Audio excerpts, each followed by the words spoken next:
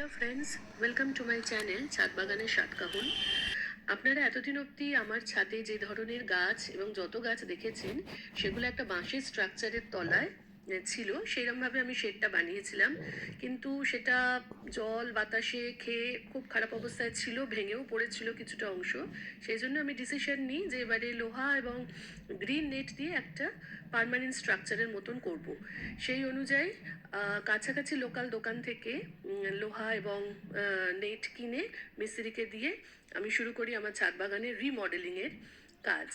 তো এই দেখুন, লোহা এসেছে, মিস্ত্রিরাও কাজ শুরু করেছে। আসল সমস্যাটা ছিল আমার এই এত গাছকে ঠিকঠাকভাবে একটা জায়গায় অর্গানাইজ করা, এবং এই করতে গিয়ে অনেক লতানো গাছ, মনস্টেরা এক্সেট্রা অনেক গাছ ক্ষতিগ্রস্ত হয়েছে। দেখুন এইরকম হচ্ছে ফাইনালি শেডটা। এটা একটা ডিজাইন, এইটা হচ্ছে লোহার স্ট্রাকচারটা। এরপরে আমি গ্রিন নেট দিয়েছি কিছুটা অংশ। তো সেই রকমভাবে কাজও শুরু এই হচ্ছে, গ্রিন নেট এসেছে। তো পুরো নেটটা দেওয়ার পরে কীরকম হচ্ছে, এইটা একটা আমি আর একটা লোহার নেট দিয়ে একটু আরেকটা স্ট্রাকচার মতন করেছি, দিয়ে পুরো জিনিসটার ওপরে আমি এই লোহার এই গ্রিন নেটটা দেবো। ছাদটা তো বেশ বড় এবং গাছও প্রচুর, কাজেই কাজটা করতে একটু অসুবিধা হয়েছে, কিন্তু যাই হোক মোটামুটি দিন দুয়েকের মধ্যে পুরো কাজটা শেষ করতে পেরেছে মিস্ত্রিরা। এই হচ্ছে গ্রিন নেটটা।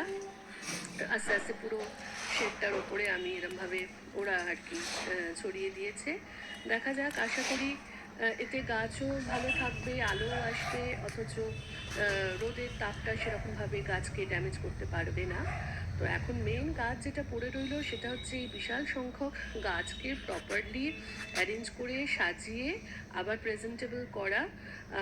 তো এই জিনিসটাই আজকে আপনাদের সঙ্গে শেয়ার করার জন্য এসেছি। আশা করব আপনারা এই আমার নতুন যে রিমডেলিংয়ের যে এন্ডেভার, যে প্রচেষ্টা, তাতে আপনারা আমার সঙ্গে থাকবেন।